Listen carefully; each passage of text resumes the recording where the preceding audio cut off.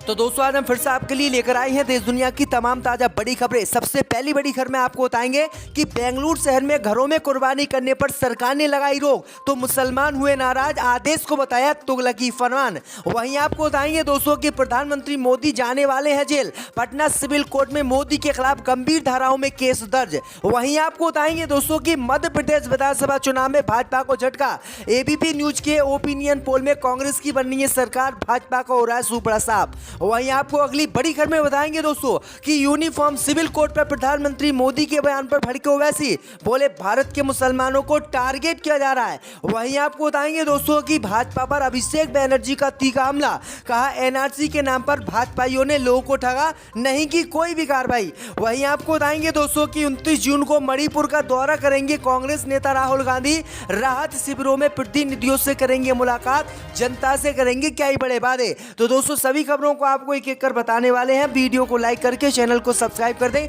और हमें कमेंट करके बताएं कि आपके जिले किस राज्य से हमारी खबरों को देख रहे हैं। इसी बीच पर तो दोस्तों अगली खबर की ओर, तो बेंगलुरु शहर में खुले स्थान में कुर्बानी करने पर सरकार ने लगाई रोक, तो मुसलमान हुए नाराज, बताया तुगलकी फरमान।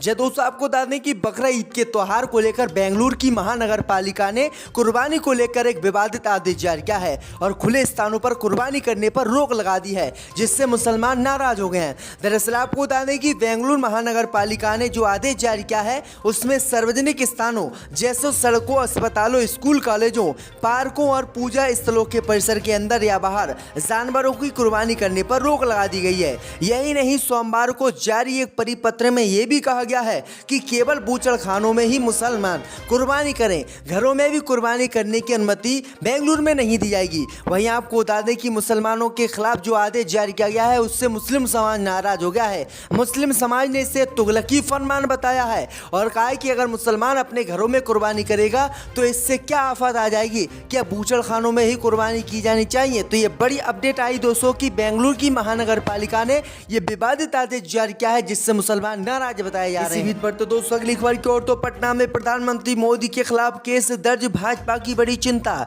जय दोस्तों आपको बता दें कि पटना सिविल कोर्ट में प्रधानमंत्री मोदी के खिलाफ केस दर्ज किया गया है।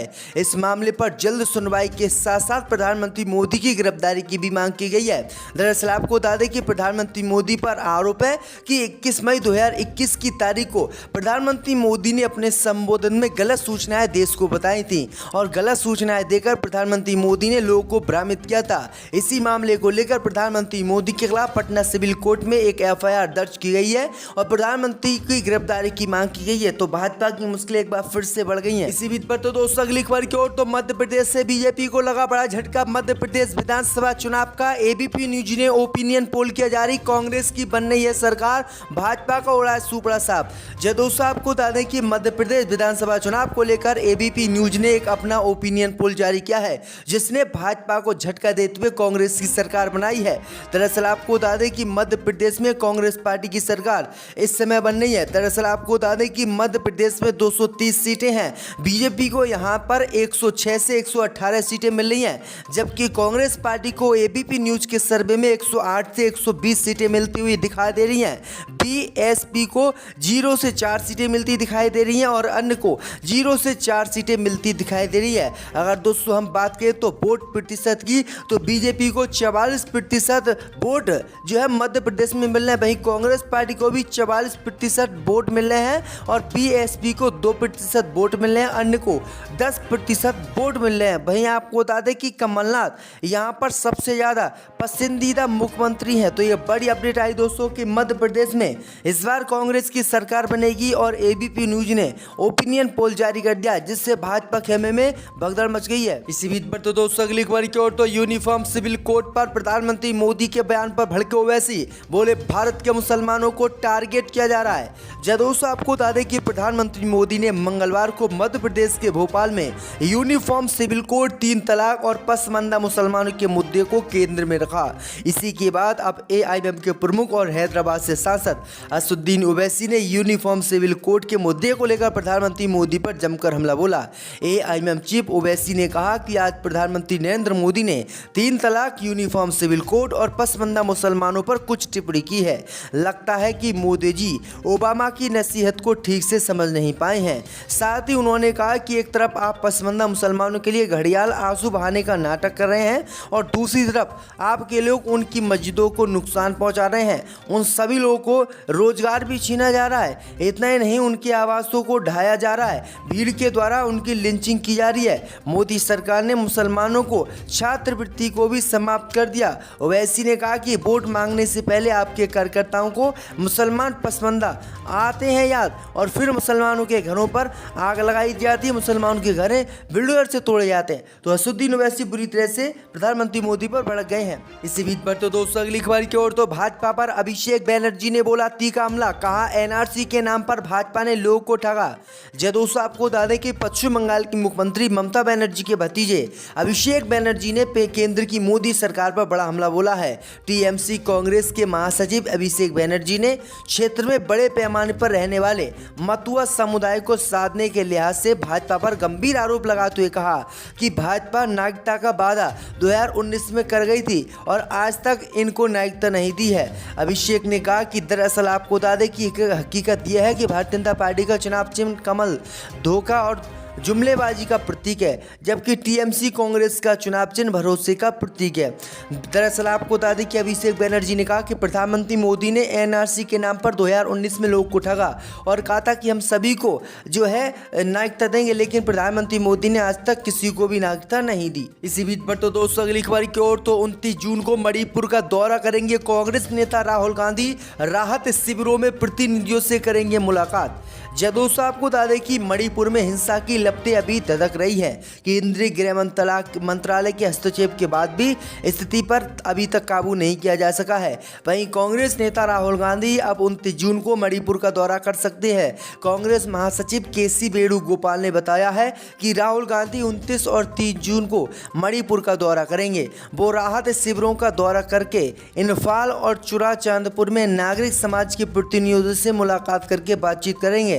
बता दें कि राहुल गांधी इससे पहले मणिपुर हिंसा को लेकर बीजेपी को घेर चुके हैं। राहुल गांधी ने बीजेपी पर हमला बोलते हुए कहा था कि मणिपुर में शांति बहाली के लिए सर्वदलीय प्रतिनिधित्व मंडल भेजा जाना चाहिए। बीजेपी की नफरत की राजनीति ने मणिपुर को जलाया है। पर तो दोस्तों अगली खबर की ओर, तो अखिलेश, मायावती और नीतीश जिन दिन एक मंच पर आ जाएंगे मैं भी हो जाऊंगा मोर्चे में शामिल, ओपी राजभर का बड़ा बयान। जन दोस्तों, आपको बता दें कि भारतीय सोहेलदेव समाज पार्टी के राष्ट्रीय अध्यक्ष ओम प्रकाश राजभर ने कहा है कि देश में संविधान से जो खिलवाड़ हो रहा है वह सब जानते हैं। जो संविधान में बाबा साहब ने व्यवस्था दी है उसी को अगर लागू कर दिया जाए तो भारत देश सोने की चिड़िया हो जाएगा। महंगाई और बेरोजगारी चरम सीमा पर है, उससे कंट्रोल करने की बात कोई नहीं कर रहा है, सिर्फ जनता को भटकाया जा रहा है। राजभर ने ऐलान किया है कि अगर नीतीश कुमार, मायावती और अखिलेश यादव एक गठबंधन बनाएंगे तो इस गठबंधन में वो भी शामिल होंगे और वो बीजेपी के साथ गठबंधन नहीं करेंगे। तो ओपी राजभर ने ये बड़ा ऐलान किया है जिसको लेकर बीजेपी की चिंता बढ़ गई है। नहीं हुआ, कोई नाइंसाफी नहीं की गई, इंसाफ किया उन्होंने। जहांगीर का उनका इंसाफ मशहूर है सब। कांग्रेस पार्टी ने आजम खान साहब को लेकर एक बयान दिया था अभी हाल ही में। उन्होंने कहा था कि अगर आजम खान की पत्नी तंजीम फातिमा जी कांग्रेस पार्टी को ज्वाइन कर लें तो 1 महीने के अंदर अंदर हम जो है आजम खान साहब को जेल से बाहर निकाल देंगे। ये अमरोहा के संजय सिंह हैं, कांग्रेस पार्टी के नेता। तो इससे जाहिर हो रहा कि आजम खान के साथ बदले की भावना से काम किया जा रहा है। इन अल्फाज से या ये जो ऑफ़र आया है इसका मतलब तो ये है कि इस वक्त जानबूझकर इंटेंशनली या और प्रैक्टिकली ये उनके साथ जो कुछ किया जा रहा है जानबूझकर किया जा रहा है। हाँ, आजम खान के लिए अब पार्टी क्या एक्शन लेगी चुनाव से पहले? भाई अखिलेश यादव और सारी पार्टी उनके साथ है। बेल भी मिल गई है उनके बेटे को, अब्दुल्ला आजम खान को, लेकिन अभी तक 3 हफ्ते का समय भी दिया था कोर्ट ने। क्योंकि कोर्ट का मामला है, हम कोर्ट में के मामले में आवाज़ तो उठा सकते हैं लेकिन फैसला उनके हाथ में है। ये इन्होंने बहुत तरकीब से ये काम किया है कि सारा उनकी सारी यानी मुकदमात और ये कोर्ट के ज़रिए से यानी जुडिशरी में कर दिए। अब जुडिशरी फैसला करेगी तो इसलिए वो इस तरकीब से अपने आप को बचाए रखना चाहते हैं और उनको छोड़ना भी नहीं चाहते। समाजवादी पार्टी को उम्मीद है कि चुनाव से पहले आजम खान साहब जेल से बाहर आ जाएंगे। हम तो ये उम्मीद करते हैं कि और हमारी कोशिश भी यही है कि वो जेल से भी क्या अभी बाहर आ जाए।